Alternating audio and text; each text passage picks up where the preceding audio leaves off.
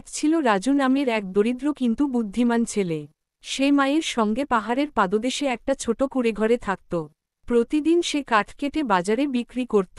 একদিন কাঠ কাটতে গিয়ে রাজু এক অদ্ভুত গুহার সামনে পড়ে।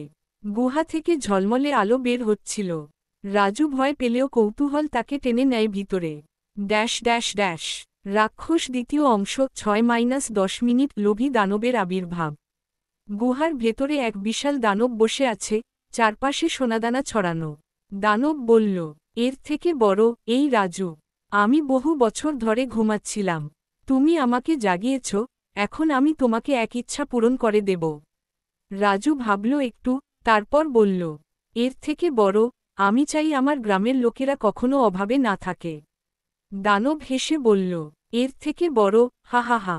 তুমি চাইলে নিজের ধন নিতে পারতে, অথচ অন্যদের জন্য চাও। দানব খুশি হয়ে রাজুকে একটা জাদুর বাটি দিল।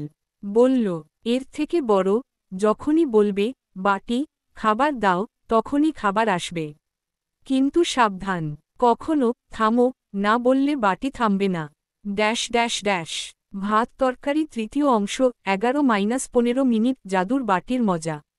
রাজু বাটি নিয়ে বাড়ি এসে দেখল, সত্যিই কাজ করছে। সে গ্রামের সবাইকে খাওয়াতে শুরু করল। সবাই রাজুকে ভালোবাসতে লাগল। কিন্তু পাশের গ্রামের লোভী জমিদার খবর পেল জাদুর বাটির কথা। সে রাতে লোক পাঠিয়ে বাটি চুরি করাল। জমিদার সকালে বলল, এর থেকে বড়, বাটি, খাবার দাও।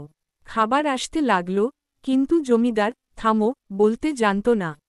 খাবার ক্রমে পুরো ঘর ভরতে লাগল, তারপর পুরো প্রাসাদ ডুবে গেল খাবারে।